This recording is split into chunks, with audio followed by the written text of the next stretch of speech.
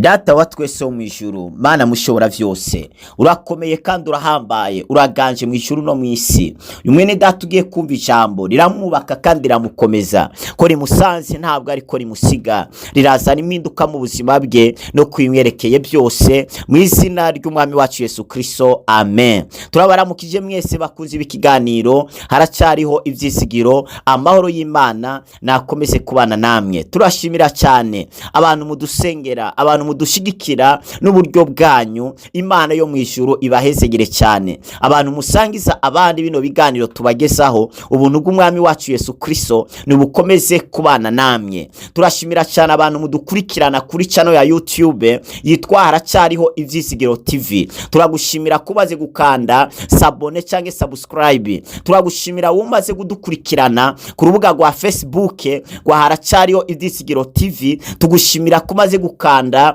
follow ndetse na like. Turagushimira kuwandika no muri komanteri. Iyo ibyo ubikoze uburi kuratuma ino channel canke ibiganiro birushirizaho kugera ku bantu benshi batandukanye, ndetse nawe bikagufasha mu gihe dusize ikiganiro ukaba wa mbere ugikurikirana. Turashimira abadukurikirana biciye mu magroupe ya WhatsApp. Imana ibahezagire kuba musangiza abandi namwe bino biganiro. Imana ikomeze kubitaho no kubitwararika, mwarahezagiwe cyane. Turakomeje ikigwa twatangiye, kini gice cya 6 kiravuga ngo aho siho wagenewe kuba. Icyo sico kibanza wagenewe kubamwo. Hari abantu bariko baraba mu myanya itari yabo, kandi igihe cyose uri kuraba mu mwanya utari wawe ukora ibikorwa nabi, ukora ibikorwa nabi. No munsi muri leta ndetse n'ahantu hatandukanye mu masosiyete habaye ikintu bita akamwana wa mama. Ako kantu karishe ibikorwa, ugaha umuntu ikibanza kubera wowe urigera uri umubosi, ari uvuga ijambo,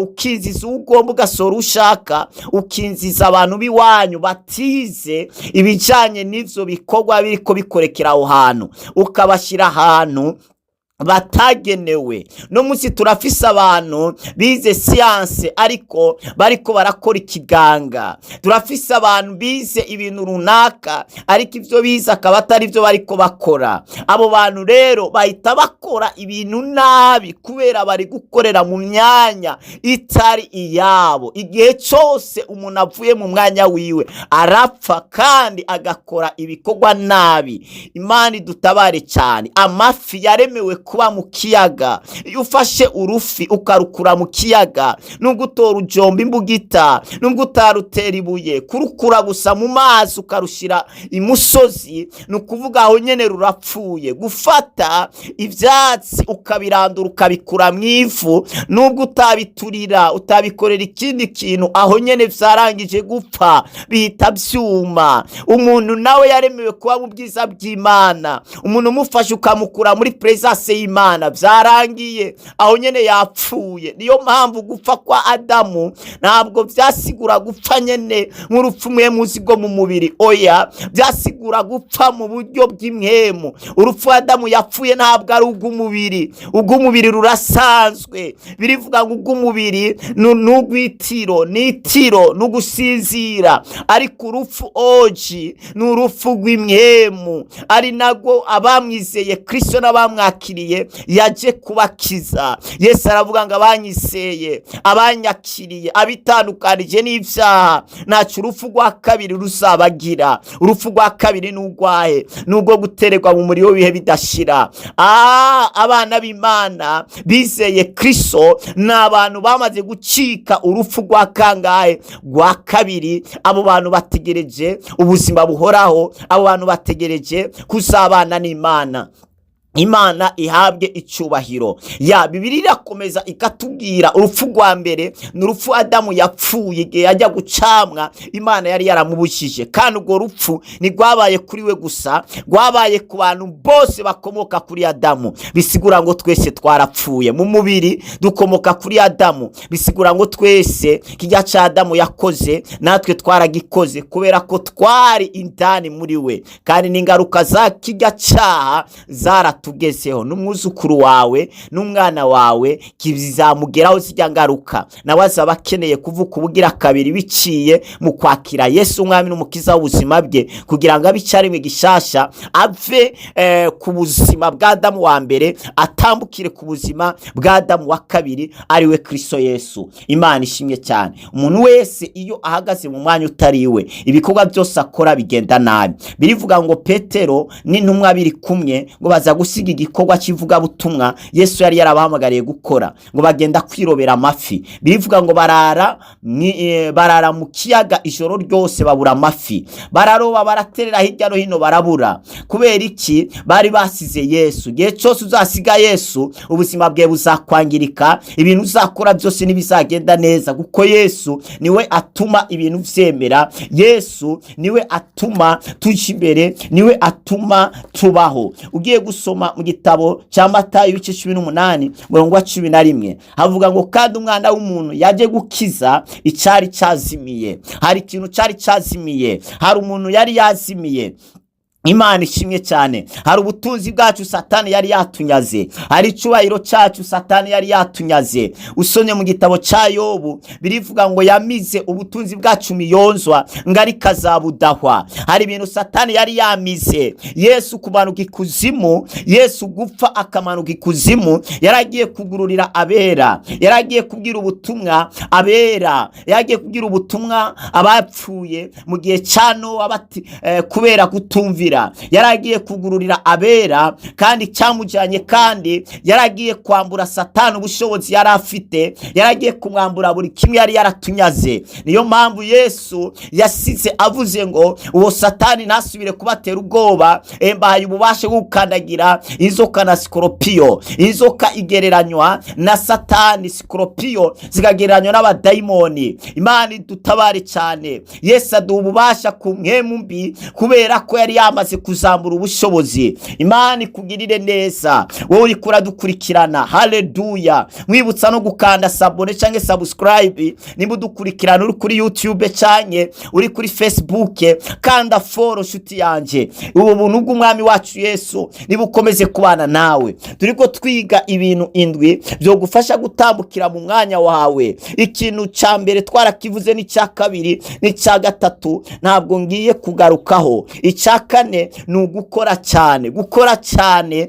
bizatuma utambukira mu mwanya wawe. Birivuga ngo udakora ntakarye. Bisigura ko umuntu adakora ntashobora kuronka ivyo kurya, umuntu adakora ntashobora kuronka ivyambagwa, ntashobora kuronka ivyo kunwa. Niwizera abantu shuti yanje, abantu barahinduka. Umuntu arakwemerera ikintu no munsi ugategereza ukabura, akakubwira ejo, akakubwira hirya y'ejo, akazara impamvu zatumye atokora ivyo yavuganye nawe. Ariko Imana yacu nihindagurika. Birasaba ko wizera Imana, ukizera n'ibikorwa byawe. Ndashaka ngo wowe ubwawe wiyizereremwo. Hagarika kwizigira abantu. Birivuga ngo wizigira abantu aravumwe. Ndashaka wizerere mu maboko yawe, wizerere mu bikorwa byawe. Reka kwizerera muri famiye, reka kwizerera mu bagwiza atunga bo muri famiye n'abakomeye. Abo barahinduka. Nagomba ngo wiserere mu nkomezi zawe, wiserere mu bwenge bwawe, wiserere mu bikorwa byawe. Nikaba gato gakore, gato karashobora gukura. Imana ivuga ngo iki? Imana ivuga ngo nzahizagira imirimo y'amaboko yanyu. Nimba nta kintu uri kurakora, Imana nayo nta kiri kirakora. Imana ihezagira ibikorwa uri kurakora. Ni aya basete. Reka gusuzugura akazi. Hari abantu benshi bize amashure ariko basuzuguye akazi, no munsi bapfuye ari abakene bitwa abashomeri kandi ubuzi bwuzuye. Emera usuzugura uri kurakora akazi. Umuntu nagusuzugura uri kurakora akazi numwiteho. Uyo muntu azakubaha nugera ku nsinzi, nugira ikintu wagezeho. Wisaba abantu ngo bakubahe ntacu urageraho. Icubahiro nta muntu agihabwa. Icubahiro umuntu aracironderera. Nivyo icubahiro kiva ku Mana, ariko kandi nawe ubigiramo uruhara. gukora, nawe uratambukira muri ico kibaza Imana yiba yarateguriye mu icubahiro cawe. Abisirayeli murabizi ko bamwe bapfiriye mu butayu, batashitse mu gihugu c'amasezerano kubera bitotombeye Imana, kubera ko bitotombeye na Mose. Vyarase baguma basubiza amaso inyuma babwira Mose ngo dusubize mu buja, ariko Yoshua na Kalebu kubera abo bakomeje bareba imbere, bakomeje bareba Imana, ntabwo bigeze biyumvira ivyo muri Egiputa, baramirije imbere. Abo nibo bageze mu gihugu c'amasezerano. Nawe reka kuraba inyuma, inyuma ni habi, ivyo wasize inyuma vyararenganye. Ivyapfuye n'ivyageze neza n'ivyageze nabi. Wisubiza amaso inyuma, wikomeze uvuga ngo kera nakora uku, kera aho vyari bimeze neza.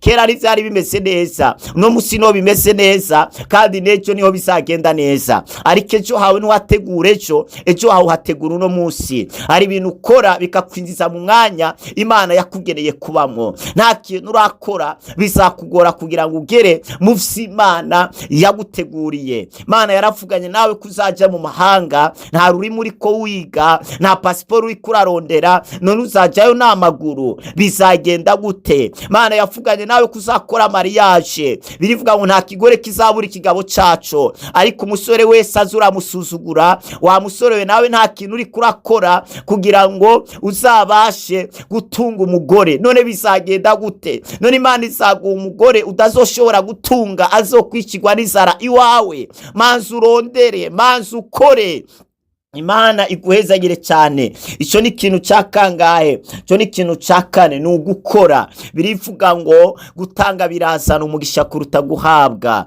Biri none uzatanga iki kugira ngo bashe guhezagirwa nimba atakintu ufise? Hari ikintu bigusaba, biragusaba gutera intambuko imwe, Imana ikagufasha gutambuka izindi ntambuko zikwinjiza mu nyishu yawe, zikwinjiza mu masezerano. Uguruka amaso, reka kureba ivyo abandi bagezeho, tanga urwana intambara nawe yo kugera ku byo abandi bagezeho ndetse no kubirenga. Wicika intege, widebukirwa. Imana yacu ko yari iri kera n'uyu munsi ni kwire, nirobanura ku butoni. Ivyo yahaye abandi nawe yabiguha. Imana iguhezagire cyane. Ndumva nurangiriza kuri ico nyene cyakane. Ibindi bisigaye bishika kuri bitatu zaca bivuga ku gice gikurikira.